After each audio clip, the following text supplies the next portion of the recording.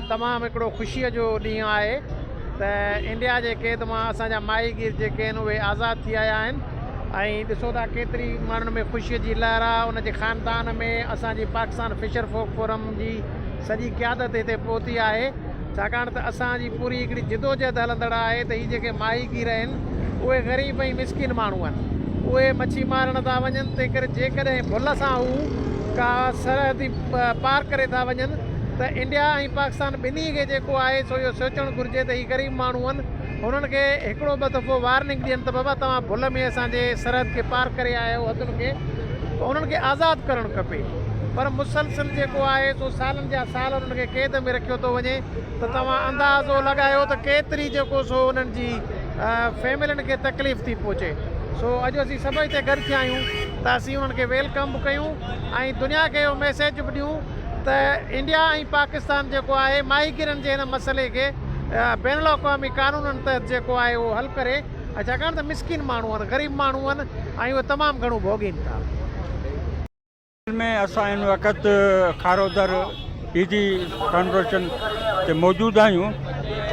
हिन वक़्तु ताईं जेके आहिनि सो माहीगीरनि जा वारस जेके आहिनि पहुची चुका आहिनि ऐं हिन वक़्तु गाॾियूं नूरियाबाद क्रॉस करे चुकियूं आहिनि सवेरी, आशाई जे क़रीब हूंदियूं ऐं 48 माहीगीर जेके अचनि पिया जेके इंडिया 4 साल जे पुठियां जेके रिहा कया आहिनि, ए जेके आहिनि सो थोरी देरि में पहुचण वारा आहिनि।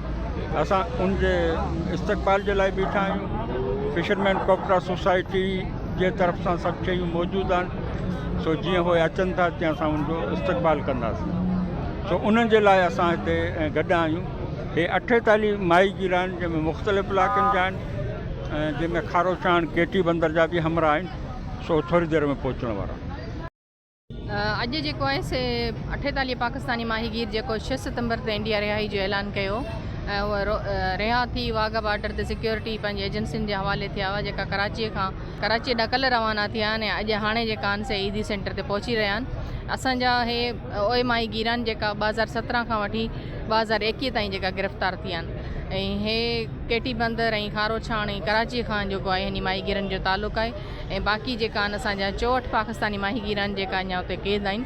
त जेको पाण उन खां मुतालबो इहो ई था करियूं त पंहिंजा बाक़ी जेका पाकिस्तानी माहीगीर आहिनि उनखे बि जेको आहे से जल्द अज़ जल्द रिहा कयो वञे, छो जो समुंड जे अंदरि को लकीर कोन हूंदी आहे, ना को दीवार हूंदी आहे। माहीगीर ग़लतीअ सां जेको आहे से हिक ॿिए जे हदनि में हलिया था वञनि।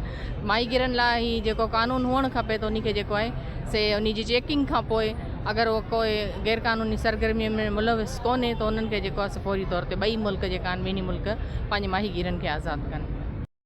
हाँ बिल्कुलु, जीअं त माहीगीरनि जा ॿिया बि इलाही मसइला आहिनि, पर उन सां गॾोगॾु जेको क़ैद थियनि था माहीगीर सीर किरिक ते, इहो हिन वक़्तु जेको आहे उहो तमामु वॾो मसइलो आहे। इन लाइ बि वॾो मसइलो आहे त इन जो को मुस्तक़िल हल हुकूमत कोन थी कढे। हिन वक़्तु कोई 48 माहीगीर आज़ादु थी ऐं थोरी देरि में हिते पहुचण वारा आहिनि ऐं उन सां गॾु अञा बि 64-65 माहीगीर असांजा इंडियन जेल में बंदि आहिनि।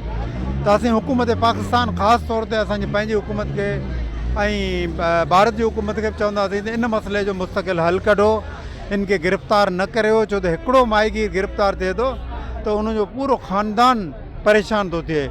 उनजी तालीम, उनजी सिहत, उनजी रोज़गार, एसि ताईं जो परदे वारियूं औरतूं ॿाहिरि थियूं निकिरनि ऐं मज़दूरी कनि थियूं।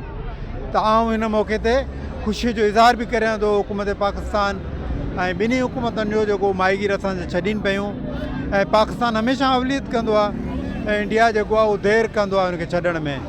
त आउं ख़ुशीअ जो इज़हार करियां थो ख़ासि तौर ते असांजी चेयरमैन आहे फ़ातिमा मजीद साहिबा, उनजी दिलचस्पी, उन जे महिनत सां कोशिशनि सां माहीगीर अचनि पिया, इन लाइ असां तमामु घणो ख़ुशि आहियूं।